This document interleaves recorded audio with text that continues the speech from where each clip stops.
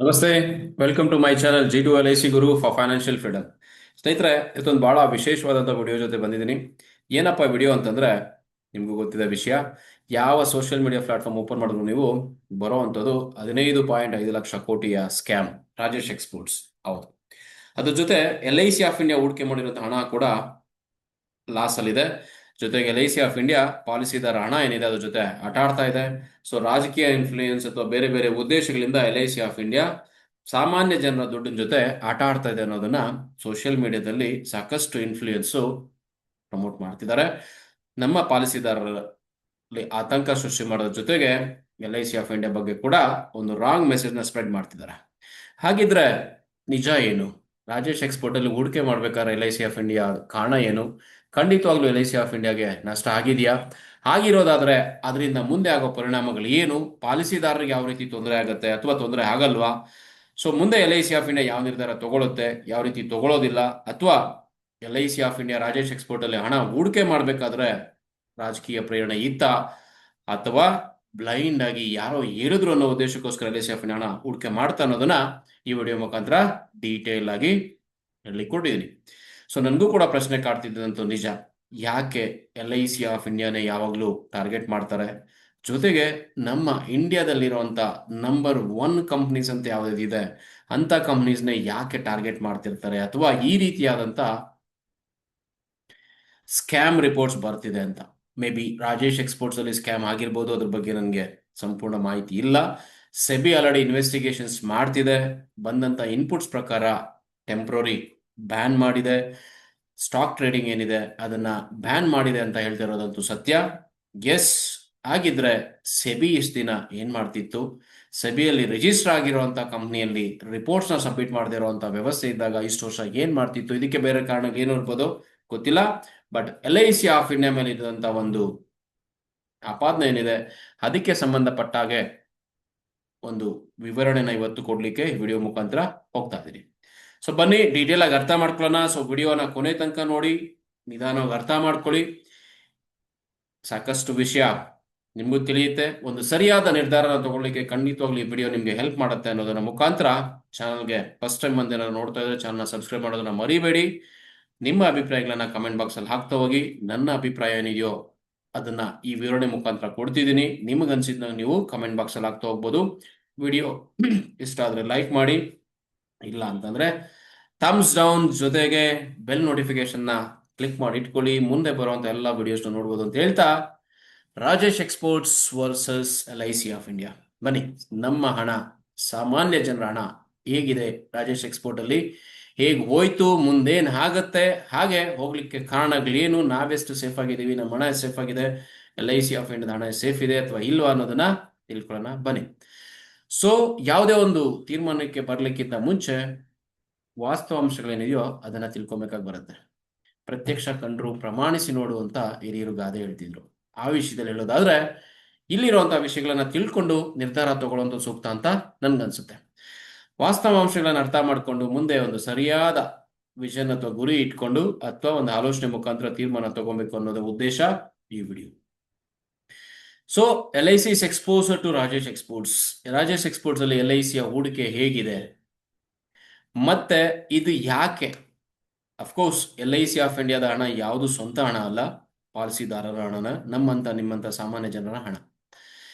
ಇಲ್ಲಿ ಪಾಲಿಸಿದಾರರಿಗೋಸ್ಕರ ಆಗಿರ್ಬೋದು, ಹೂಡಿಕೆದಾರರು ಯಾರೆಲ್ಲ LIC ಹೂಡಿಕೆ ಮಾಡಿದ್ದಾರೆ, ಅಥವಾ ಬೇರೆ ಬೇರೆ ಇನ್ವೆಸ್ಟರ್ಸ್ ಯಾರಿದ್ದಾರೆ ಅವ್ರಿಗೆ, ಮತ್ತೆ IPO ಬಂದಾಗ್ಲಿಂದ ಇರುವಂತಹ ಸ್ಟೇಕ್ ಹೋಲ್ಡರ್ಸು, ಅವರ ಹಿತಾಸಕ್ತಿಯಿಂದ ಅವ್ರಿಗೆ ಅನುಕೂಲ ಆಗೋ ರೀತಿಯಲ್ಲಿ ಒಂದು ನಿಷ್ಪಕ್ಷಪಾತವಾದಂತ ಒಂದು ನಿರ್ಧಾರನ ತಗೊಳ್ಳಿ ಅನ್ನೋ ಉದ್ದೇಶದಿಂದ ಈ ವಿಡಿಯೋನ ವಾಸ್ತವಾಂಶಗಳ ಮುಖಾಂತರ, ಆನ್ಲೈನ್ ಅಲ್ಲಿ ಸಿಕ್ಕಂತ ಇನ್ಫಾರ್ಮೇಶನ್ ಮುಖಾಂತರ ನಾನು ನಿಮ್ಮ ಮುಂದೆ ಪ್ರಸ್ತುತಪಡಿಸ್ತಾ ಇದ್ದೀನಿ, ಪ್ರೆಸೆಂಟ್ ಮಾಡ್ತಾ ಇದ್ದೀನಿ. ಸೊ LIC ಮಾಡಿರುವಂತಹ ಇನ್ವೆಸ್ಟ್ಮೆಂಟ್ಸ್ ಏನಿದೆ ಅಥವಾ ಅದರಿಂದ ಆಗುವಂತ ಪರಿಣಾಮಗಳ ನನಗೆ ಸಂಬಂಧಪಟ್ಟಂತ ಒಂದು ವಿಶ್ಲೇಷಣೆ ಈ ವಿಡಿಯೋದಲ್ಲಿ ಆಗ್ತಾ ಹೋಗುತ್ತೆ. ಸೊ ಬೇಕಿದೆಯಾ ಈ ವಿಶ್ಲೇಷಣೆ? Why this discussion matters? ಈ ಚರ್ಚೆ ಯಾಕೆ ಮಹತ್ವದಾಗಿದೆ? ಖಂಡಿತವಾಗ್ಲೂ ಸ್ನೇಹಿತರೆ, ನನ್ನ ಅಭಿಪ್ರಾಯ ನಾನು ಹೇಳ್ತಾ ಇದ್ದೀನಿ. ಆ ಅಭಿಪ್ರಾಯನೇ ನಿಮ್ದು ಆಗಿರ್ಬೇಕು ಅನ್ನೋದೇನಿಲ್ಲ, ತೀರ್ಮಾನ ಹಾಗೆ ಆಗಿರ್ಬೇಕು ಅನ್ನೋದೇನಿಲ್ಲ. ಸೋಷಿಯಲ್ ಮೀಡಿಯಾ ಪ್ಲಾಟ್ಫಾರ್ಮ್ಸ್ ಅಲ್ಲಿ ಸಾವಿರಾರು ಜನ ಸಾವಿರಾರು ರೀತಿಯಾದಂತಹ ಅಭಿಪ್ರಾಯಗಳನ್ನ ಅವ್ರದೇ ಆದಂತಹ ರೀತಿಯಲ್ಲಿ ಅವ್ರದೇ ಆದಂತಹ ಇನ್ಫಾರ್ಮೇಶನ್ಸ್ ಇಟ್ಟು ಪ್ರೊಜೆಕ್ಟ್ ಮಾಡ್ತಿದ್ದಾರೆ. ಅದು ಎಷ್ಟು ಮಟ್ಟಿಗೆ ಸರಿ ಅಥವಾ ಇಲ್ಲ ಅನ್ನೋದನ್ನ ತೀರ್ಮಾನ ತಗೋಬೇಕಾಗಿರುವಂತರು ಸಾಮಾನ್ಯವಾದಂತ ಗ್ರಾಹಕರು. ಅವ್ರ ಮೇಲೆ ಆಗುವಂತ ಇಂಪ್ಯಾಕ್ಟ್ ಕೂಡ ಅದೇ ರೀತಿ ಇರುತ್ತೆ. ಮುಂದೆ ತಗೊಳ್ಳುವಂತ ನಿರ್ಧಾರಕ್ಕೂ ಕೂಡ ಅವರೇ ಭದ್ರಾಗಿರ್ತಾರೆ. ಯಾಕಂದ್ರೆ ಇನ್ಫ್ಲೂಯೆನ್ಸ್ ಮಾಡುವಂತ ಇನ್ಫ್ಲೂಯೆನ್ಸರ್ ಯಾರೂ ಕೂಡ ನಾಳೆ ನಷ್ಟ ಆದಾಗ ಅಥವಾ ಫ್ಯಾಮಿಲಿ ತೊಂದರೆ ಆದಾಗ ಬರೋದಿಲ್ಲ. ಸೊ ನಿರ್ಧಾರ ತಗೊಳ್ಳಿಕ್ಕೆ ಒಂದು ವಾಸ್ತವಾಂಶ ಬಹಳ ಮುಖ್ಯ. ರಾಜೇಶ್ ಎಕ್ಸ್ಪೋರ್ಟ್ಗೆ ಸಂಬಂಧಪಟ್ಟಂತೆ ಇತ್ತೀಚೆಗೆ ನಡೆದಂತ ಒಂದು ಸೆಬಿ ರಿಯಾಕ್ಷನ್ಸ್ ಏನಿತ್ತು, ಅದರಿಂದ ಈ ಪ್ರಶ್ನೆಗೆ ಉದ್ಭವ ಆಗುತ್ತೆ. ಏನಪ್ಪ, LIC ಹಣ ಡೇಂಜರ್ ಅಲ್ಲಿರೋದು ನಿಜನಾ? LIC ಏನ್ ಹೂಡಿಕೆ ಮಾಡಿತ್ತಲ್ಲ LIC of India Rajesh exports ಅಲ್ಲಿ, ಆ ಇನ್ವೆಸ್ಟ್ಮೆಂಟ್ಸ್ 100% ಡೇಂಜರ್ ಅಲ್ಲಿ ಇದೆಯಾ, ಲಾಸ್ ಅಲ್ಲಿ ಇದೆಯಾ ಅನ್ನೋ ಒಂದು ಪ್ರಶ್ನೆ. ಎರಡನೇದು, ಅದೇ ರೀತಿ ಹೂಡಿಕೆ ಮಾಡ್ತಿರೋಂಥ ಪಾಲಿಸಿದಾರರಿದ್ದಾರೆ, ಅವರ ಹಣ ಕೂಡ ಡೇಂಜರ್ ಅಲ್ಲಿ ಇದೆಯಾ? LIC ಆಫ್ ಇಂಡಿಯಾದಲ್ಲಿ ಹಾಕಿರುವಂತ ಪಾಲಿಸಿದಾರರು ನಮ್ಮಂತ ನಿಮ್ಮಂತ ಸಾಮಾನ್ಯ ಜನರ ಹಣ ಕೂಡ ಡೇಂಜರ್ ಅಲ್ಲಿ ಇದೆಯಾ? ಖಂಡಿತವಾಗ್ಲೂ ನಷ್ಟ ಆಗ್ತಿದ್ಯಾ? LIC ಅದನ್ನ ಮಿಸ್ಮ್ಯಾನೇಜ್ ಮಾಡ್ತಿದ್ಯಾ ಅಥವಾ LIC ಬರ್ತಿಲ್ವಾ ಮ್ಯಾನೇಜ್ ಮಾಡ್ಲಿಕ್ಕೆ ಅನ್ನೋ ಪ್ರಶ್ನೆ ಬರುತ್ತೆ. ಇದು LICಯ ಹಣಕಾಸಿನ ಸ್ಥಿರತೆ ಮೇಲೆ, ಫೈನಾನ್ಷಿಯಲ್ ಸ್ಟೆಬಿಲಿಟಿ ಏನಿದೆ ಅದರ ಮೇಲೆ ಯಾವ ರೀತಿ ಪರಿಣಾಮ ಬೀಳ್ತೈತೆ. ಖಂಡಿತವಾಗ್ಲೂ ಫೈನಾನ್ಷಿಯಲ್ ಸ್ಟೆಬಿಲಿಟಿ LIC ವೀಕ್ ಆಗ್ತಿದೆಯಾ? ಏನು ನಾವು ಹೂಡಿಕೆಯ ದೊಡ್ಡಪ್ಪ ಜಾಯಿಂಟ್ ಆಫ್ ಇನ್ಶೂರೆನ್ಸ್ ಅಂತ ಕರೀತಾ ಇದ್ವಿ, ಅಂತ ಕಂಪ್ನಿ ಒಂದು ಸ್ಟೆಬಿಲಿಟಿ ಕಳ್ಕೊಳ್ತಾ ಇದೆಯಾ ಅನ್ನೋ ಪ್ರಶ್ನೆ ಕೂಡ. ಸೊ ಈ ವಿಡಿಯೋದಲ್ಲಿ ನಿಮಗೆ ಈ ಎಲ್ಲಾ ಪ್ರಶ್ನೆಗಳಿಗೂ ವಾಸ್ತವಾಂಶಗಳ ಮುಖಾಂತರ ಉತ್ತರ ಸಿಗುತ್ತೆ. ಅರ್ಥ ಮಾಡ್ಕೊಳ್ಳಿ, ತೀರ್ಮಾನ ನಿಮ್ದೆ. ಅದಕ್ಕೂ ಮುಂಚೆ ರಾಜೇಶ್ ಎಕ್ಸ್ಪೋರ್ಟ್ ಅಂದ್ರೆ ಏನು ಅದನ್ನ ತಿಳ್ಕೊಳ್ಳೋಣ. ಎಸ್, ರಾಜೇಶ್ ಎಕ್ಸ್ಪೋರ್ಟ್ ನಮ್ಮ ಇಂಡಿಯಾ ಮೂಲದ ಒಂದು ಬಹಳ ಶ್ರೇಷ್ಠವಾದಂತ ಗೋಲ್ಡ್ ರಿಫೈನರಿ ಕಂಪ್ನಿ. ಚಿನ್ನ ಏನಿದೆ ಆ ನಿಕ್ಷೇಪಗಳನ್ನ ತೆಗೆದು ಪ್ಯೂರಿಫೈ ಮಾಡಿ ಅದನ್ನ ಮತ್ತೆ ಒಡವೆ ಮಾಡಲಿಕ್ಕೆ ಯೋಗ್ಯವಾಗಿರುವಂತ ಚಿನ್ನನ ತಯಾರಿಸಿ ಒಡವೆಗಳನ್ನ ಮಾಡ್ತಿದ್ದಂತ ಕಂಪನಿ. ಶುಭ ಜ್ಯುವೆಲರ್ಸ್ ಅನ್ನೋ ಒಂದು ಕಂಪ್ನಿನ ಕೇಳಿರ್ತೀರಾ, ನೀವು ಹೆಸರನ್ನ ಕೇಳಿರ್ತೀರಾ. ಅದು ಈ ರಾಜೇಶ್ ಎಕ್ಸ್ಪೋರ್ಟ್ಸ್, ರಾಜೇಶ್ ಮೆಹ್ತಾ ಅವರಿಂದ ಚೇರ್ಮನ್ ಆಗಿರುವಂತ ರಾಜೇಶ್ ಎಕ್ಸ್ಪೋರ್ಟ್ ಚೇರ್ಮನ್ ಆಗಿರುವಂತ ರಾಜೇಶ್ ಮೆಹ್ತಾ ಅವರಿಂದ ಸ್ಟಾರ್ಟ್ ಆದಂತ ಒಂದು ಕಂಪ್ನಿನೇ. ಶುಭ ಜ್ಯುವೆಲರ್ಸ್ ಅಂತ ಬಂದಾಗಿಂದ ಎಲ್ಲ ಒಡವೆ ವ್ಯಾಪಾರಿಗಳು, ಚಿನ್ನದ ವ್ಯಾಪಾರಿಗಳು ಹಾಲ್ ಮಾರ್ಕ್ ನಿಟ್ಟು ಮಾರಾಟ ಮಾಡ್ಲಿಕ್ಕೆ ಸ್ಟಾರ್ಟ್ ಮಾಡಿದ್ರು. 916 ಹಾಲ್ ಮಾರ್ಕ್, ಅಲ್ಲಿ ತನಕ ಪರ್ಸೆಂಟೇಜ್ ಇತ್ತು ನೋ ಹಾಲ್ ಮಾರ್ಕ್. ಜೊತೆಗೆ ವೇಸ್ಟೇಜ್ ಮತ್ತೆ ಮೇಕಿಂಗ್ ಚಾರ್ಜಸ್ ಏನಿತ್ತು ಅವ್ರದೇ ಆದಂತ ರೀತಿಯಲ್ಲಿ ಚಾರ್ಜ್ ಮಾಡ್ತಾ ಇದ್ರು. ಶುಭ ಜ್ಯುವೆಲರ್ಸ್ ಬಂದ ಮೇಲೆ ಈ ಎಲ್ಲಾ ಚಾರ್ಜಸ್ ಕೂಡ 4 to 5% ಅಥವಾ 6% ಒಳಗಡೆನೆ ಕವರ್ ಆಗ್ಲಿಕ್ಕೆ ಬಂತು. ಅಲ್ಲಿಂದ ಆಚೆಗೆ ಚಿನ್ನ ಬೈ ಮಾಡುವಂತ ಗ್ರಾಹಕರಿಗೆ ಹಾಲ್ ಮಾರ್ಕ್ ಮುಖಾಂತರ ಸ್ಟ್ಯಾಂಡರ್ಡ್ ಚಿನ್ನದ ಒಡವೆಗಳು ಸಿಗುವಂತ ಒಂದು ವ್ಯವಸ್ಥೆನ ತಂದುಕೊಟ್ಟಂತ ಒಂದು ಕಂಪನಿ ರಾಜೇಶ್ ಎಕ್ಸ್ಪೋರ್ಟ್ಸ್. ಇದು ಗ್ಲೋಬಲಿ ಪ್ರಪಂಚದಾದ್ಯಂತ ಬರ್ತಿದ್ದಂತ ಚಿನ್ನದ ನಿಕ್ಷೇಪ ಏನಿತ್ತು ಅದ್ರ 35% ಅಷ್ಟು ಚಿನ್ನನ ಇದು ಪ್ಯೂರಿಫೈ ಮಾಡ್ತಿತ್ತು, ರಿಫೈನರಿ ಮಾಡ್ತಿತ್ತು. ಅದಲ್ಲದೆ ಫೇಮಸ್ ಆಗಿರುವಂತ ವ್ಯಾಲ್ಕಂಬಿ ಎಸ್ಸೆ ರಿಫೈನರಿ ಏನಿದೆ ಅದರ ಓನರ್ಶಿಪ್ ಕೂಡ ರಾಜೇಶ್ ಎಕ್ಸ್ಪೋರ್ಟ್ಸ್ ಕಡೆ ಇತ್ತು ಅಂತ ಹೇಳ್ತಿದ್ದಾರೆ. ಸೊ ಇಷ್ಟೆಲ್ಲ ಇದ್ದ ಮೇಲೆ ಸೆಬಿಯಲ್ಲಿ ಆಲ್ರೆಡಿ ರಿಜಿಸ್ಟರ್ ಆಗಿರುವಂತಹ ಕಂಪನಿ 1989ರಿಂದ ಇರುವಂತಹ ಕಂಪನಿ ಈಗ ಸೆಬಿಯಿಂದ ಒಂದು ಎಂಟ್ರಿ ಆರ್ಡರ್ನ ಪಾಸ್ ಮಾಡಿಸ್ಕೊಂಡಿದೆ. 15.5 ಲಕ್ಷ ಕೋಟಿಯಷ್ಟು ಸ್ಕ್ಯಾಮ್ ಆಗಿದೆ. ಇದರಲ್ಲಿ LICದು ಹಣ ಇದೆ, ಅದಲ್ಲದೆ ಬೇರೆ ಬೇರೆ ಕಂಪ್ನಿಗಳ ಹಣ ಕೂಡ ಸ್ಟಕ್ ಆಗಿದೆ. ಬಟ್ ಹೆಚ್ಚಿಗೆ ಯೋಚನೆ ಮಾಡ್ತಿರೋವಂಥದ್ದು LIC ಆಫ್ ಇಂಡಿಯಾದ ಹಣ, LIC. ಸೊ ಹಾಗಾಗಿ ಅಫಿಷಿಯಲ್ ರಿಪೋರ್ಟ್ಸ್ ಏನಿದೆ ಅದರ ಮುಖಾಂತರ, ಫ್ಯಾಕ್ಟ್ಸ್ ಏನಿದೆ ಅದನ್ನ ಮುಖಾಂತರ ಅರ್ಥ ಮಾಡಿಕೊಂಡು ನಿರ್ಧಾರಕ್ಕೆ ಬರೋಣ ಅನ್ನೋದ್ರ ಮುಖಾಂತರ ಹೇಳ್ತಾ ಇದೆ.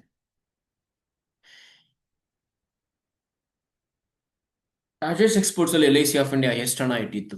ಎಸ್, ರಾಜೇಶ್ ಎಕ್ಸ್ಪೋರ್ಟ್ ನ ಟೋಟಲ್ ವ್ಯಾಲ್ಯೂಮ್ ಏನಿದೆ ಅದರಲ್ಲಿ 10.8% ಅಷ್ಟು ಸ್ಟೇಕ್ಸ್ ನ LIC ಆಫ್ ಇಂಡಿಯಾ ಇಟ್ಕೊಂಡಿತ್ತು. ಅದರ ಇವತ್ತಿನ ವ್ಯಾಲ್ಯೂ, ಬುಕ್ ವ್ಯಾಲ್ಯೂ 345 crores ಇದೆ. ಅಫ್ಕೋರ್ಸ್ 2000 crores ಅಂತ ಹೋಗಿತ್ತು, 2000 crores ವರ್ಗೂ ಇತ್ತು. ನಂತರ ಅದು ಡೌನ್ ಆಗ್ತಾ ಬಂದಿದೆ.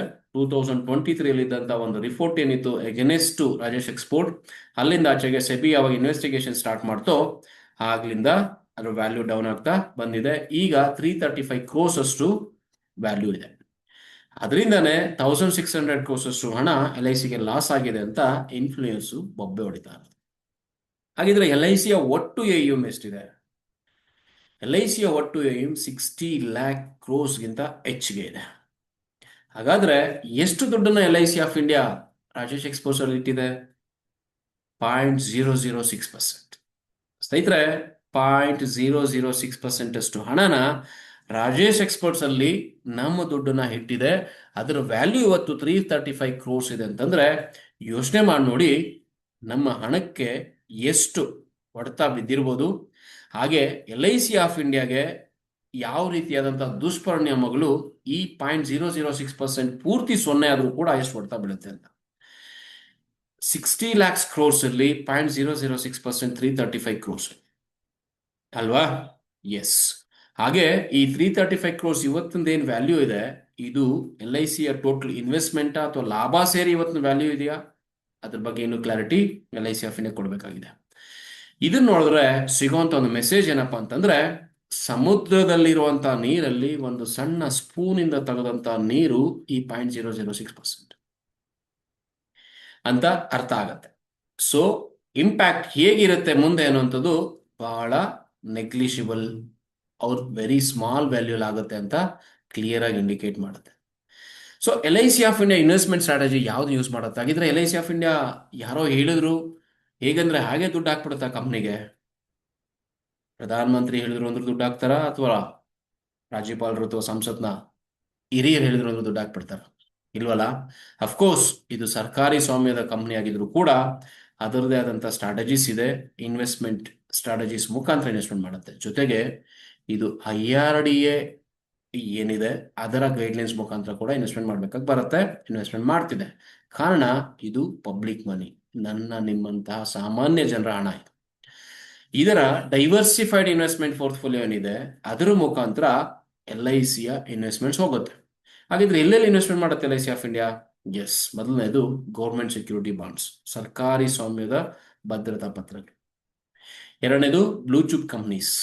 ಗೌರ್ಮೆಂಟ್ ಸೆಕ್ಯೂರಿಟಿ ಬಾಂಡ್ಸ್ ಅಂದ್ರೆ government surety already RBI guarantee ಮುಖಾಂತರ ಫಿಕ್ಸ್ಡ್ ಇಂಟ್ರೆಸ್ಟ್ ಅಲ್ಲಿ ಬಾಂಡ್ಸ್ ನ ಖರೀದಿ ಮಾಡುತ್ತೆ LIC of India. Long term, ನಮಗೆ ಒಂದು ತಿಂಗಳು, 2 ತಿಂಗಳು, 3 ತಿಂಗಳು, 5 ತಿಂಗಳಲ್ಲ, long term. So next blue chip companies, ಇವತ್ತಿನ GDP ಒಂದು ದೇಶದ ಆರ್ಥಿಕ ಪರಿಸ್ಥಿತಿಯ ನಿರ್ಧಾರ ಮಾಡುವಂಥದ್ದು ಬ್ಲೂ ಚಿಪ್ ಕಂಪ್ನೀಸ್. ಆ ಕಂಪ್ನಿಲಿ ಇನ್ವೆಸ್ಟ್ಮೆಂಟ್ ಮಾಡುತ್ತೆ. ಕಾರ್ಪೊರೇಟ್ ಬಾಂಡ್ಸ್, ಗೌರ್ಮೆಂಟ್ ಬಾಂಡ್ಸ್ ಅಲ್ಲದೆ ಪ್ರೈವೇಟ್ ಕಾರ್ಪೊರೇಟ್ಸ್ ಯಾವ್ದಿದ್ದಾರೆ ಅದರ ಬಾಂಡ್ಸ್ ಅಲ್ಲೂ ಕೂಡ LIC of India highest interest rates ಬಿಡ್ ಮಾಡಿ ಬೈ ಮಾಡುತ್ತೆ. ಹಣಕಾಸು ಸಂಸ್ಥೆಗಳು, other financial institutions, public sector institutions ಅಲ್ಲಿ ಮೂಲಸೌಕರ್ಯ ಯೋಜನೆಗಳು, ರೋಡ್ ಬೇಕು, ನೀರು ಬೇಕು, ಯಾವುದೊಂದು ಪ್ರಾಜೆಕ್ಟ್ ಆಗಬೇಕು, ಡ್ಯಾಮ್ ಕಟ್ಟಬೇಕು, ರೈಲ್ವೆ ಟ್ರ್ಯಾಕ್ಸ್ ಆಗಬೇಕು, ರೈಟ್, ಏರೋಪ್ಲೇನ್ಸ್ ಬೇಕು, ಇನ್ಫ್ರಾಸ್ಟ್ರಕ್ಚರ್ಸ್ ಬಿಲ್ಡ್ ಆಗಬೇಕು, ಎಟ್ಸೆಟ್ರಾ ಎಟ್ಸೆಟ್ರಾ. ಇದಕ್ಕೆಲ್ಲ ದುಡ್ಡು ಎಲ್ಲಿ ಬೇಕಾಗುತ್ತೆ? ಅಂತ ಕಂಪ್ನಿಗಳಲ್ಲಿ LIC ಆಫ್ ಇಂಡಿಯಾ ಇನ್ವೆಸ್ಟ್ಮೆಂಟ್ ಮಾಡುತ್ತೆ. ಜೊತೆಗೆ ಬೇರೆ ಬೇರೆ ಸೆಗ್ಮೆಂಟ್ಸ್ ಅಥವಾ ಸೆಕ್ಟರ್ಸ್ ಕೂಡ LIC ಆಫ್ ಇಂಡಿಯಾ ಇನ್ವೆಸ್ಟ್ಮೆಂಟ್ ಮಾಡುತ್ತೆ. ಶೇರ್ಸ್ ಮುಖಾಂತರ ಬೇರೆ ಬೇರೆ ಸೆಕ್ಟರ್ ಶೇರ್ಸ್ ನ ಬೈ ಮಾಡಿ ಅದರಲ್ಲಿ ಒಂದು ಭಾಗ ಇವತ್ತಿನ ಈ ರಾಜೇಶ್ ಎಕ್ಸ್ಪರ್ಟ್ಸ್ 15.5 ಲಕ್ಷ ಕೋಟಿ ಶೇರ್ ಅಲ್ಲಿ 0.006%, ದಟ್ ಇಸ್ 335 crores ಅಷ್ಟು ವ್ಯಾಲ್ಯೂ ಇರುವಂತದ್ದು. ಸೊ ಇಷ್ಟೊಂದು ವಿವಿಧ ರೀತಿಯಲ್ಲಿ ಇನ್ವೆಸ್ಟ್ಮೆಂಟ್ ಮಾಡುವಂತ ಜಾಗದಲ್ಲಿ ಯಾವುದೋ ಒಂದು ಸಣ್ಣ ಇನ್ವೆಸ್ಟ್ಮೆಂಟ್ ಲಾಸ್ ಆಯಿತು ಅಥವಾ ಮಿಸ್ಟೇಕ್ ಆಗಿದೆ ಅಥವಾ ಹೊಡೆತ ಬಿತ್ತು ಅಂತಂದ್ರೆ ಖಂಡಿತವಾಗ್ಲೂ ಯಾವುದೇ ರೀತಿಯಾದಂತಹ ಕೆಟ್ಟ ಪರಿಣಾಮ ಆಗಲ್ಲ ಅನ್ನೋದು ನೀವು ಕೂಡ ಅರ್ಥ ಮಾಡ್ಕೊಳ್ತೀರಿ. ಹಾಗಿದ್ರೆ ಇದರಿಂದ LIC ಆಫ್ ಇಂಡಿಯಾದ ಫೈನಾನ್ಷಿಯಲ್ ಸ್ಟೇಟಸ್ ಏನಿದೆ ಅದರ ಪೊಟೆನ್ಶಿಯಲಿಟಿನ ಆಕ್ಸೆಸ್ ಮಾಡೋದು ಹೇಗೆ, ಯಾವ ರೀತಿ ಪರಿಣಾಮ ಆಗ್ಬೋದು? ಹಾಗಿದ್ರೆ LIC ಆಫ್ ಇಂಡಿಯಾದ ದುಡ್ಡು ಲಾಸ್ ಆಗಿದೆಯಾ? LIC ಕಂಪ್ಲೀಟ್ ಲಾಸ್ ಆಗ್ಬಿಡುತ್ತಾ? ಪಾಲಿಸಿದಾರ ದುಡ್ಡು ಬರೋದಿಲ್ಲ. ಎಸ್, ಅಸೆಸ್ ಮಾಡೋದಾದ್ರೆ ಯಾವುದೇ ಒಂದು ಕಂಪ್ನಿ ಸಾಲ ಮಾಡಿದ್ರೆ ಅಥವಾ ಲಯಬಿಲಿಟಿ ಏನಿದೆ ಆ ಲಯಬಿಲಿಟಿನ ವಾಪಸ್ ಕೊಡ್ಲಿಕ್ಕೆ ಅದ್ರ ಕಡೆ ದುಡ್ಡಿದೆಯಾ ಅಥವಾ ಫಂಡ್ ಇಟ್ಟಿದೆಯಾ, ರಿಸರ್ವ್ ಮಾಡಿಟ್ಟಿದೆಯಾ ಅಂತ. ಆ ವಿಷಯ ಅಂತ ಬಂದಾಗ LIC ಆಫ್ ಇಂಡಿಯಾದ ಸಾಲ ಮರುಪಾವತಿ ಸಾಮರ್ಥ್ಯ, ಸಾಲ್ವೆನ್ಸಿ ಮಾರ್ಜಿನ್ ಏನಿದೆ, ₹1 ಕೊಡಬೇಕು ಅಂತಿದ್ರೆ ₹2ಗಿಂತ ಹೆಚ್ಚಿಗೆ ಹಣನ ಡೆಪಾಸಿಟ್ ಇಟ್ಟಿದೆ IRDA ಅಂಡರಲ್ಲಿ. ಹಾಗಾಗಿ ಯಾವುದೇ ರೀತಿಯಾದಂತ ತೊಂದರೆ ಇಲ್ಲ ಲಯಬಿಲಿಟಿ ರಿಟರ್ನ್ ಮಾಡ್ಲಿಕ್ಕೆ. ಮತ್ತೆ insurance policy holder claim settle ಮಾಡಬೇಕಾದ್ರೆ ಡೆತ್ ಕ್ಲೈಮ್ ಆಗ್ಬೋದು, ಮೆಚುರಿಟಿ ಕ್ಲೈಮ್ ಆಗ್ಬೋದು, ಸರ್ವೈವಲ್ ಬೆನಿಫಿಟ್ಸ್ ಆಗ್ಬೋದು, ಅಥವಾ LIC ಇಂದ ಯಾವುದೇ ದುಡ್ಡು ಪಾಲಿಸಿದಾರರು ಕೊಡಬೇಕು ಅಂತಂದ್ರೆ ಏನೋ ತೊಂದರೆ ಇದೆಯಾ? ಟೈಮ್ ಟು ಟೈಮ್ ಕೊಡ್ತಿದೆ. ಅದಕ್ಕೆ ಬೇಕಾಗಿರುವಂತಹ ವ್ಯವಸ್ಥೆ ಕೂಡ LIC ಆಫ್ ಇಂಡಿಯಾ ಮಾಡಿಟ್ಟಿದೆ. ಮೂರನೇದು, ಡೈವರ್ಸಿಫೈಡ್ ಹೂಡಿಕೆ ಪೋರ್ಟ್ಫೋಲಿಯೋ ಇರೋದ್ರಿಂದ ಇಂಡಿವಿಜುವಲ್ ಇನ್ವೆಸ್ಟ್ಮೆಂಟ್ಸ್ ಅಲ್ಲಿ ಆಗುವಂತ ಲಾಸ್ ನ ಅಬ್ಸರ್ವ್ ಮಾಡ್ಕೊಳ್ಳುವಂತ ಸಾಮರ್ಥ್ಯ ಇರುತ್ತೆ. ಅಂದ್ರೆ 10 ಕಡೆ ಇನ್ವೆಸ್ಟ್ಮೆಂಟ್ ಮಾಡಿದಾಗ ಒಂದು ಇನ್ವೆಸ್ಟ್ಮೆಂಟ್ ಲಾಸ್ ಆದ್ರೂ ಕೂಡ, ಪೂರ್ತಿ ಕ್ಯಾಪಿಟಲ್ 0 ಆದ್ರೂ ಕೂಡ ಈ 9 ಇನ್ವೆಸ್ಟ್ಮೆಂಟ್ಸ್ ಅಲ್ಲಿ ಬರುವಂತ ಲಾಭ ಏನಿದೆಯಲ್ಲ ಅಂತ ಲಾಭದಲ್ಲಿ ಆವರೇಜ್ ಆಗುತ್ತೆ. ಸೊ ಲಾಭನ ತೆಗೆಯೋದು ಯಾವಾಗಪ್ಪ ಅಂತಂದ್ರೆ ಟೋಟಲ್ ಇನ್ವೆಸ್ಟ್ಮೆಂಟ್ ಮಾಡಿರುವಂತ ಹಣ, ಖರ್ಚಾಗಿರುವಂತ ಹಣ, ನಷ್ಟ ಆಗಿರುವಂತ ಹಣ, ಕೊನೆಯಲ್ಲಿ ಬಂದಿರುವಂತ ಹಣ, ಉಳಿದಿರುವಂತ ಹಣ, ಲಾಭ ಬಂದಿರುವಂತ ಹಣ, ಉಳಿದಿರುವಂತ ಟೋಟಲ್ ತೆಗೆದಾಗ ಉಳಿದಿರೋ ಹಣ ಏನಿದೆ ಅದು ತೋರಿಸುತ್ತೆ investment minus loss equals profit. Profit ಅಂತ ಬಂದಾಗ ಏನಾಗುತ್ತೆ, ಕ್ಯಾಪಿಟಲ್ ನ ತೆಗೆದು ನಷ್ಟ ಆಗಿದ್ರು ಕೂಡ ಬಂದಿರುವಂತಹ ಪ್ರಾಫಿಟ್ ಏನಿದೆ ಅದು ತೋರಿಸುತ್ತೆ. ಅದು ಖಂಡಿತವಾಗ್ಲೂ ಅವರೇಜ್ ಮಾಡಿ ಈ 335 ಕ್ರೋರ್ಸ್ ಅಥವಾ ಇನ್ವೆಸ್ಟ್ಮೆಂಟ್ ಮಾಡಿದ ಹಣ ಏನಿದೆ ಲಾಸ್ ಆದ್ರೂ ಕೂಡ LIC of India total investment ಅಲ್ಲಿ ಪ್ರಾಫಿಟ್ ಪೋರ್ಟ್ಫೋಲಿಯೋ ತೆಗೆದ್ರೆ ಲಾಭನೇ ಬರುತ್ತೆ. ರೀಸೆಂಟ್ ಕ್ವಾರ್ಟರ್ ಕೂಡ ಪ್ರಾಫಿಟ್ ಬಂದು 24,000 ಕ್ರೋರ್ಸ್ ಇತ್ತು. ಸೊ ಹಾಗಂತ ಬಂದಾಗ risk management strategy of LIC of India ಅಂತ ಬಂದ್ರೆ ದೊಡ್ಡ ದೊಡ್ಡ ಕಂಪ್ನಿಗಳು like LIC of India, LIC of India ಇರ್ಬೋದು, ವಿಪ್ರೋ ಇರ್ಬೋದು, TCS ಇರ್ಬೋದು, ಬಿಗ್ ಕಂಪ್ನೀಸು ಈ diversed portfolio plus long term investment ಈ ಸ್ಟ್ರಾಟಜಿ ಜೊತೆಲಿ ಇಂಥ ರಿಸ್ಕ್ ನ ಮ್ಯಾನೇಜ್ ಮಾಡಲಿಕ್ಕೆ ಪ್ರಿಪೇರ್ ಆಗಿರ್ತವೆ. ಸೊ ಯಾವುದೇ ರೀತಿಯಾದಂಥ ತೊಂದರೆ ಇರೋದಿಲ್ಲ. ಸೊ ಹಾಗಿದ್ರೆ LIC of India Rajesh export ಅಲ್ಲಿ ಸುಮ್ಮನೆ ಇನ್ವೆಸ್ಟ್ಮೆಂಟ್ ಮಾಡ್ತಾ ಅಥವಾ ಯಾರೋ ಹೇಳಿದ್ರು ಅಂತ ಇನ್ವೆಸ್ಟ್ಮೆಂಟ್ ಮಾಡ್ತಾ ಇಲ್ಲ. 1989 ಇರುವಂತಹ ಕಂಪ್ನಿಗೆ ಈಗ ಇನ್ವೆಸ್ಟ್ಮೆಂಟ್ ಮಾಡ್ತಿದೆ ಅಥವಾ 10.8% ಅಷ್ಟೇ ಸ್ಟೇಕ್ ಇಟ್ಟಿದೆ ಅಂತಂದ್ರೆ ಅದಕ್ಕೆ ಆದಂತ ಕಾರಣ ಇರುತ್ತೆ. ಬಿಕಾಸ್ ಗೋಲ್ಡ್ ಮಾರ್ಕೆಟ್ ಅಲ್ಲಿ ಇದ್ದಂತ ಒಂದು ವೈಬ್ಸ್, ಗೋಲ್ಡ್ಗೆ ಪ್ರಿಪೇರ್ ಆದಂತ ಒಂದು ಡಿಮ್ಯಾಂಡ್ಸ್. ಅಫ್ಕೋರ್ಸ್ ಈ ಹಣ ಕೂಡ ಒಂದೇ ಸಲ ಇನ್ವೆಸ್ಟ್ಮೆಂಟ್ ಮಾಡಿಲ್ಲ, ಗ್ರಾಜುಯಲ್ ಆಗಿ ಇನ್ವೆಸ್ಟ್ಮೆಂಟ್ ಮಾಡ್ಕೊಂಡು ಬಂದಿದೆ. ಅದು LIC ಸ್ಟ್ರಾಟಜಿ. ಸೊ ಹಾಗಿದ್ರೆ LIC ಆಫ್ ಇಂಡಿಯಾ ಇನ್ವೆಸ್ಟ್ಮೆಂಟ್ ಮಾಡಬೇಕಾದಾಗ ರಾಜೇಶ್ ಎಕ್ಸ್ಪೋರ್ಟ್ ಪರಿಸ್ಥಿತಿ ಹೇಗಿತ್ತು? ಹೌದು, ಇವತ್ತು ಸೆಬಿ ರಿಪೋರ್ಟ್ ಕೊಟ್ಟಿದೆ ಅಂತೇಳಿ ಬ್ಲೇಮ್ ಮಾಡೋದಲ್ಲ, ಪರಿಸ್ಥಿತಿ ಹೇಗಿತ್ತು ಇನ್ವೆಸ್ಟ್ಮೆಂಟ್ ಮಾಡಿದಾಗ? Yes, it is a registered company, well famous company, ಒಳ್ಳೆ ಗ್ರೋತ್ ಇರುವಂತ ಒಂದು ಕಂಪನಿ. ಸೊ ಶೇರ್ ಮಾರ್ಕೆಟ್ ರಿಜಿಸ್ಟರ್ ಆಗಿತ್ತು. ಹಾಗೆ ಶೇರ್ ಮಾರ್ಕೆಟ್ ಎಕ್ಸ್ಪರ್ಟ್ಸ್ ಯಾರಿದ್ರು ರೆಕಮೆಂಡೇಶನ್ಸ್ ಕೊಟ್ಟಿದ್ದಾರೆ. ಇದಲ್ಲದೆ ಬೇರೆ ಬೇರೆ ಕಂಪ್ನಿಗಳು ಕೂಡ ಈ ಕಂಪ್ನಿಗಳನ್ನು ಹೂಡಿಕೆ ಮಾಡಿದೆ. ಜೊತೆಗೆ ಪ್ರಪಂಚದ ಖ್ಯಾತಿಯಾದಂತಹ ಸ್ವಿಟ್ಜರ್ಲೆಂಡ್ ವಾಲ್ಕೆಂಬಿ ರಿಫೈನರಿ ಏನಿದೆ ಇದು ಓನರ್ಶಿಪ್ ತಗೊಂಡಿತ್ತು. ಹೂಡಿಕೆ ನಿರ್ಧಾರಗಳ ಸಮಯದಲ್ಲಿ ಲಭ್ಯವಾದಂಥ ಇನ್ಫಾರ್ಮೇಶನ್ ಪ್ರಕಾರ ಡಿಸೈಡ್ ಮಾಡಿರುತ್ತೆ. ಇಂಡಿಯಾದ ಕಂಪನಿ ಹೋಗಿ ಹೊರದೇಶದಲ್ಲಿರುವಂಥ ಒಂದು ಫೇಮಸ್ ರಿಫೈನರಿನ ಬೈ ಮಾಡುತ್ತೆ ಅಂತಂದ್ರೆ ಆ ಕಂಪನಿಯ ಯಶಸ್ಸಿರ್ಬೋದು, ಹೆಸರಿರ್ಬೋದು, ಇನ್ವೆಸ್ಟ್ಮೆಂಟ್ ಪೋರ್ಟ್ಫೋಲಿಯೋ ಅಥವಾ ಸ್ಟ್ರಾಟಜಿ ಹೇಗಿರುತ್ತೆ ಅಂತ ಅರ್ಥ ಮಾಡ್ಕೊಳ್ಳಿ. ಅಂಥದ್ರಲ್ಲಿ LIC ಆಫ್ ಇಂಡಿಯಾ ಕೂಡ ಇನ್ವೆಸ್ಟ್ಮೆಂಟ್ ಮಾಡಿದೆ. ಇದ್ರ ಜೊತೆ LIC ಒಂದೇ ಅಲ್ಲ, ಬೇರೆ ಕಂಪ್ನಿಗಳು ಕೂಡ ಇನ್ವೆಸ್ಟ್ಮೆಂಟ್ ಮಾಡಿದ್ದಾವೆ. ಅದರ ಪರಿಸ್ಥಿತಿನೂ ಅರ್ಥ ಮಾಡ್ಕೊಳ್ಳಿ. ಸೊ LIC ಒಂದೇ ಪೂರ್ತಿ ಸ್ಟೇಕ್ ಇಟ್ಟಿದೆ ಅಂತಂದಾಗ ಅನುಮಾನ ಬರ್ತಿತ್ತು. ವಿದೇಶಿ ಸಂಸ್ಥಾ ಹೂಡಿಕೆಗಳು, ಸೊ ಫಾರಿನ್ ಇನ್ವೆಸ್ಟರ್ಸ್ ಇಲ್ಲಿ ಬಂದು ಇನ್ವೆಸ್ಟ್ಮೆಂಟ್ ಮಾಡಿದ್ದಾರೆ ರಾಜೇಶ್ ಎಕ್ಸ್ಪೋರ್ಟ್ಸ್ ಅಲ್ಲಿ. ಕಾರಣ ಯಾಕೆ ನೀವೇ ಯೋಚನೆ ಮಾಡಿ. ದೇಶೀಯ ಮ್ಯೂಚುವಲ್ ಫಂಡ್ಸ್, ಇಂಡಿಯಾದಲ್ಲಿರುವಂತಹ ಎಲ್ಲ ಮ್ಯೂಚುವಲ್ ಫಂಡ್ಸ್ ಕೂಡ ಇನ್ವೆಸ್ಟ್ಮೆಂಟ್ ಮಾಡಿದ್ದಾರೆ. ಎಕ್ಸ್ಚೇಂಜ್ ಟ್ರೇಡೆಡ್ ಫಂಡ್ಸ್ ಇನ್ವೆಸ್ಟ್ಮೆಂಟ್ಸ್ ಆಗಿದೆ. ಬೇರೆ ಇನ್ಶೂರೆನ್ಸ್ ಕಂಪ್ನೀಸು ಇನ್ವೆಸ್ಟ್ಮೆಂಟ್ ಮಾಡಿದ್ದಾರೆ LIC ಜೊತೆ. ಹಾಗೆ ರಿಟೇಲರ್ಸ್ ಕೂಡ ಇನ್ವೆಸ್ಟ್ಮೆಂಟ್ ಮಾಡಿದ್ದಾರೆ. ಸೊ ಕಂಪ್ಲೀಟ್ ಸ್ಟ್ರಾಟಜಿ ಎಲ್ಲರೂ ಕೂಡ ಇನ್ವೆಸ್ಟ್ಮೆಂಟ್ ಮಾಡಿದ್ದಾರೆ. ಇದಕ್ಕೆ ಪೂರಕವಾಗಿ LIC ಆಫ್ ಇಂಡಿಯಾ ಕೂಡ ಒಂದು ಸ್ಟೇಕ್ ಇಟ್ಟಿರೋದುಂಟು. ಸೆಬಿ ಇವತ್ತು ಇಂಟ್ರಿಮ್ ರಿಪೋರ್ಟ್ ಕೊಡ್ಲಿಕ್ಕೆ ಕಾರಣ ಏನು, ರೀಸನ್ ಏನಪ್ಪಾ ಅಂತಂದ್ರೆ, ಒಂದು 2023 ರಾಜೇಶ್ ಎಕ್ಸ್ಪೋರ್ಟ್ಗೆ ಒಂದು ಅಪೋಸಿಟ್ ರಿಪೋರ್ಟ್ನ ಸಿಗುತ್ತೆ ಮೇ ಬಿ ಓವರ್ ವ್ಯಾಲ್ಯೂ ಆಗಿದೆ ಅಂತ, just like Adani group.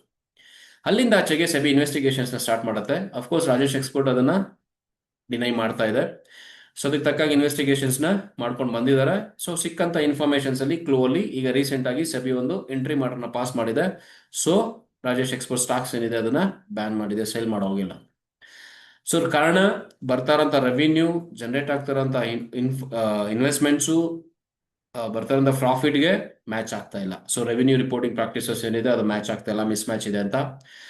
So corporate ಡಿಸ್ಕ್ಲೋಸರ್ಸ್, ಎಲ್ಲೆಲ್ಲಿ ಇನ್ವೆಸ್ಟ್ಮೆಂಟ್ ಮಾಡ್ತಿದೆ, ಯಾವ ರೀತಿಯಾದಂಥ ಪ್ರಾಫಿಟ್ ಬರ್ತಿದೆ, ಮತ್ತೆ ಲಯಬಿಲಿಟೀಸ್ ಏನಿದೆ, ಅಸೆಟ್ಸ್ ಏನು, ಅಲ್ಲೂ ಡಿಸ್ಕ್ಲೋಸ್ ಮಾಡೋಂಥದ್ದಲ್ಲೂ ಮಿಸ್ ಮ್ಯಾಚ್ ಇದೆ ಅಂತ. ರೆಗ್ಯುಲೇಟರಿ ಕಂಪ್ಲೈನ್ಸ್ ಏನಿದೆ ಅಲ್ಲಿ ಡೈವರ್ಸ್ ಆಗಿದ್ದಾರೆ, ಸೊ ವೇರಿಯೇಷನ್ಸ್ ಆಗಿದೆ, ಅದನ್ನ ಫಾಲೋ ಮಾಡಲಿಲ್ಲ ಅಂತ. ಸೊ ಒಂದು ದೊಡ್ಡ ಕಂಪ್ನಿಯಲ್ಲಿ ಇವೆಲ್ಲ ಸಾಧ್ಯತೆ ಇರುತ್ತೆ. ಕ್ರಮೇಣ ಅದಕ್ಕೆ ಪೂರಕವಾದಂಥ ಇನ್ಫಾರ್ಮೇಶನ್ಸು ಸೆಬಿ ಸ್ಯಾಟಿಸ್ಫೈ ಆಗೋ ರೀತಿಯಲ್ಲಿ ಇನ್ಫಾರ್ಮೇಶನ್ ಸಿಕ್ತು ಅಂತಂದ್ರೆ ಈ ಇಂಟ್ರಿಮ್ ಪಾಸ್ ಕೂಡ ಆರ್ಡರ್ ಏನಿದೆ ಅದು ಕೂಡ ಕ್ಯಾನ್ಸಲ್ ಆಗುತ್ತೆ. ಆಗ ಮತ್ತೆ ತಿರ್ಗಾ ರಾಜೇಶ್ ಎಕ್ಸ್ಪೋರ್ಟ್ಸ್ ಮತ್ತೆ ಒಂದು ಜೂಗ್ ಬರ್ಬೋದು, ಕರೆಕ್ಟ್ ಇದ್ರೆ. ಇಲ್ಲ ಅಂತಂದ್ರೆ ಪೂರ್ತಿ ಸಂಪೂರ್ಣ ನಷ್ಟ ಕೂಡ ಆಗ್ಬೋದು.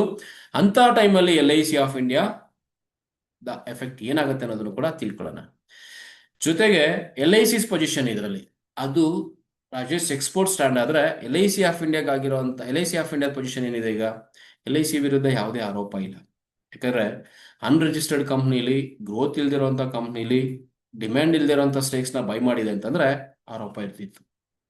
ಎಸ್, ಆ ರೀತಿಯಾದಂತಹ ಆರೋಪ ಇಲ್ಲ. ಹಾಗೆ ಪಾಲಿಸಿದಾರರ ಕಡೆಯಿಂದನೂ ದೂರಿಲ್ಲ, ಪಾಲಿಸಿದಾರರು ಕೂಡ ಯಾವುದೇ ರೀತಿಯ ಆರೋಪ ಇಲ್ಲ.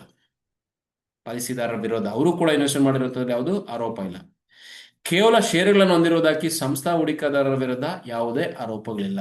ಸೊ ರಾಜೇಶ್ ಎಕ್ಸ್ಪರ್ಟ್ ಅಲ್ಲಿ ಶೇರ್ಸ್ ಇಟ್ಟಿದ್ದಾರೆ ಅನ್ನೋದಕ್ಕೋಸ್ಕರ ಸಂಸ್ಥೆನ ದೂಷಿಸೋದು ಅಥವಾ ಅಲ್ಲಿರುವಂತ ಅಧಿಕಾರಿಗಳನ್ನ ದೂಷಿಸೋದು, ಅದಕ್ಕೆ ಬೇರೆ ಲೇಪ ಹಚ್ಚೋದು ಸರಿ ಇಲ್ಲ ಅಂತ ಹೇಳ್ತಿದೆ.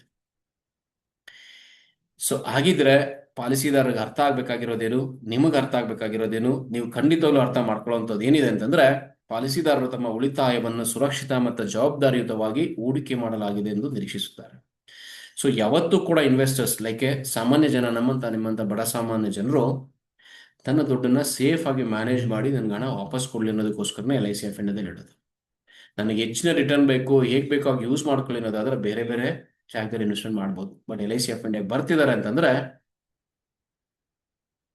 ಸೇಫ್ ಅಂಡ್ ರಿಟರ್ನ್ ಆ ವ್ಯವಸ್ಥೆಗೆ ಅಂತ ಬಂದಾಗ LICಯ ಹೂಡಿಕೆ ಪ್ರಮಾಣ ಅತ್ಯಂತ ಸೀಮಿತವಾಗಿದೆ. ಲಿಮಿಟೆಡ್ ವೇ ಅಲ್ಲಿ, ರಿಸ್ಟ್ರಿಕ್ಟೆಡ್ ವೇ ಅಲ್ಲಿ ಎಷ್ಟು ಹೋಗ್ಬೇಕಿತ್ತೋ ಅಷ್ಟೇ ಹಣ ರಾಜೇಶ್ ಎಕ್ಸ್ಪೋರ್ಟ್ಸ್ಗೆ ಇನ್ವೆಸ್ಟ್ಮೆಂಟ್ ಮಾಡಿದ್ದಾರೆ. ಸೊ ಪೋರ್ಟ್ಫೋಲಿಯೋ ವೈವಿಧ್ಯೀಕರಣ ಬಲವಾಗಿದೆ. ಸೊ ಪೋರ್ಟ್ಫೋಲಿಯೋ ಏನಿದೆ, total investment 60 lakh crores investments ಏನಿದೆ, ಅದರ ಡೈವರ್ಸಿಫಿಕೇಶನ್ 100% ಸ್ಟ್ರಾಂಗ್ ಆಗಿದೆ. ಸೊ ಹಣಕಾಸಿನ ಸಾಮರ್ಥ್ಯ ದೃಢವಾಗಿದೆ. So financial stability of LIC of India is 100% strong enough. ಯಾವುದೇ ರೀತಿಯಾದಂಥ ತೊಂದರೆ ಇಲ್ಲ. ಸೊ ಪಾಲಿಸಿದಾರರ ಇಂಟ್ರೆಸ್ಟ್ ಏನಿದೆ ಅದನ್ನ 100ಕ್ಕೆ 100ರಷ್ಟು LIC ಆಫ್ ಇಂಡಿಯಾ ಕಾಪಾಡ್ಕೊಂಡು ಬಂದಿದೆ, ಬರುತ್ತೆ, ಮುಂದೆ ಕೂಡ ಬರುತ್ತೆ. ಸೊ ನಾವು 15% ರಿಟರ್ನ್, 16% ರಿಟರ್ನ್, ಹೈಯೆಸ್ಟ್ ರಿಟರ್ನ್ ಕೊಡ್ತೀವಿ ಅಂತ ಫೇಕ್ ರಿಟರ್ನ್ಸ್ ನ ತೋರಿಸ್ತಿಲ್ಲ LIC of India. Nominal returns ಕೊಡ್ತೀನಿ ಅಂತ ಬರ್ತಿದೆ. ಆ ರಿಟರ್ನ್ಸ್ಗೆ ಯಾವುದೇ ರೀತಿಯಂತ ತೊಂದರೆ ಇಲ್ಲದೆ LIC ಆಫ್ ಇಂಡಿಯಾದ ಡೈವರ್ಸಿಫೈಡ್ ಇನ್ವೆಸ್ಟ್ಮೆಂಟ್ಸು ತಂದ್ಕೊಡುತ್ತೆ.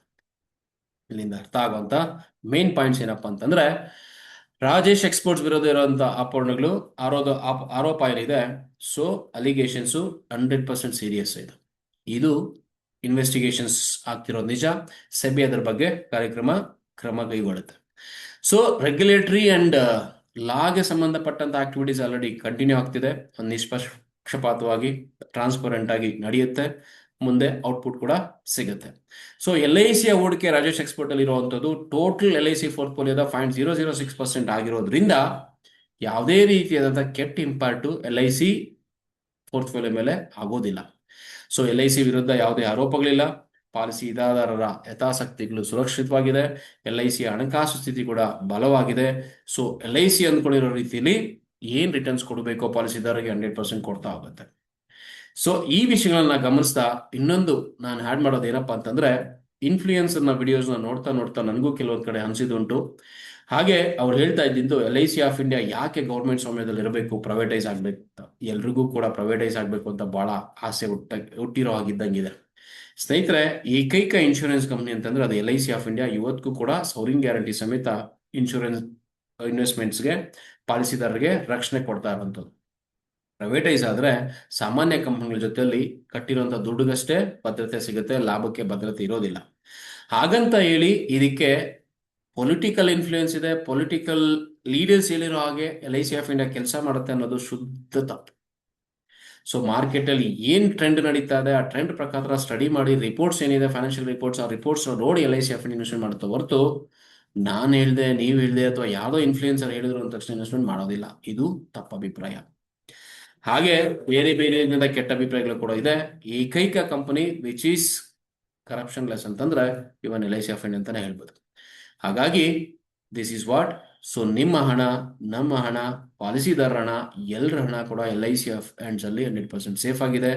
ಯಾವುದೇ ರೀತಿಯಾದಂತಹ ತೊಂದರೆ ಇಲ್ಲ ಅಂತ ಹೇಳ್ತಾ, ಇವತ್ತು ಕೂಡ LIC of India well managed administration system ಅಲ್ಲಿ ಇದೆ.